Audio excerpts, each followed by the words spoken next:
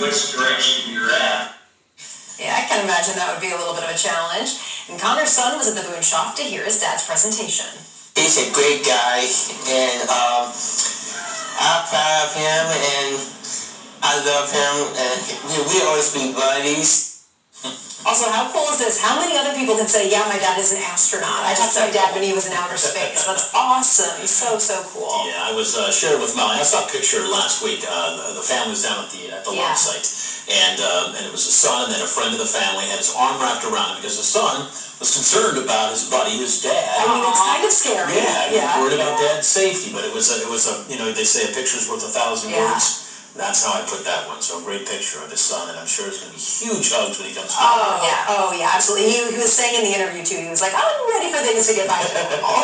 That's still a very, very cool experience. Sounds like it's a little more smooth sailing out in outer space than we're going to have here down on Earth tomorrow. Definitely tomorrow night, McCall. Yeah, that's the one positive thing, I guess, not being down here, is that you don't have to deal with the weather that we're going to have in the Miami Valley in the next 12 to 24 hours. This time tomorrow, it is going to be very active for us across the Miami Valley. We actually have the threat for strong to severe thunderstorms, and the best timing of these strongest storms are going to be in the evening. I think the time frame of 10 p.m. in the evening to about 1 o'clock in the morning is when that severe risk will be at its highest. But don't be deceived by the fact that there are going to be more storms around during the day, and those storms could in of themselves be strong with some gusty winds and heavy rain. Now, the further west you are, the greater risk for those stronger thunderstorms, as you can see in western Ohio. That's where it's painted yellow. That's where we are in the Miami Valley. A level 2 out of 5 risk. As you move toward Indianapolis, an enhanced risk. That's what's shaded in orange. If these storms speed up, we may see that risk elevated as well. So we'll monitor that very closely as we move into your Wednesday. Right now, the weather is quiet across the Miami Valley, other than some cloud cover that begins to push in now and will thicken up as we head through the rest of the night. Be mindful of those watches and warnings if they're issued for tomorrow. And just a quick little reminder, a severe thunderstorm watch or a tornado watch means that conditions are favorable for that type of severe weather to develop. The ingredients are there. When you hear the warning issued, that's when you need to seek shelter immediately. If it is a severe thunderstorm warning, move inside, make sure you get away from windows. Tornado warning, that's when you want to get to the lowest interior part of a sturdy structure. So just a quick little reminder of that. All right, a look outside right now, and you can see it is quiet in Beaver Creek, as I showed you on the satellite imagery, that we do not have anything in the way of precipitation coming down right now.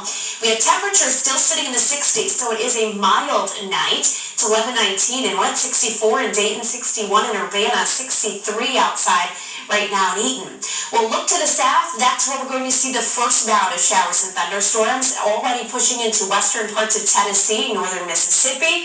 Severe weather coming out of Texas into Louisiana and southern Arkansas, with several tornado and severe thunderstorm warnings there.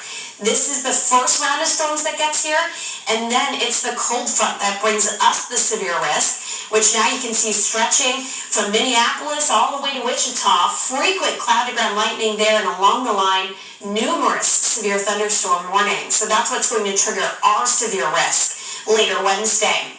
So our severe weather threat right now, we're low to moderate risk for flooding because of the rain that we had in the past couple of days, plus rounds of rain we see tomorrow. We have a saturated ground at this point in time. Damaging wind gusts, that's our highest risk.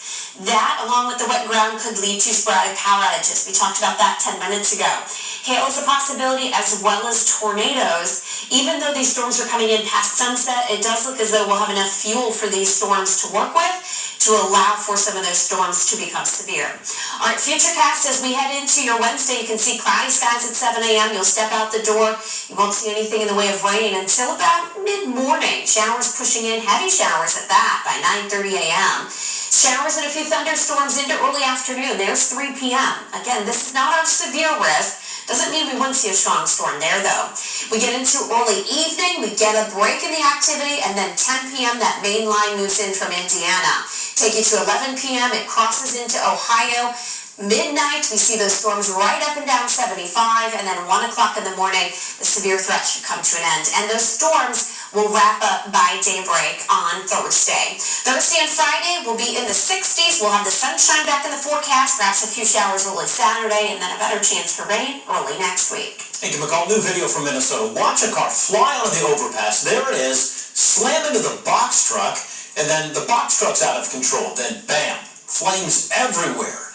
Barely avoiding falling off of the highway onto traffic below, and just before it caught fire, investigators said the driver of that truck was able to get out of that box truck. Let's watch it again.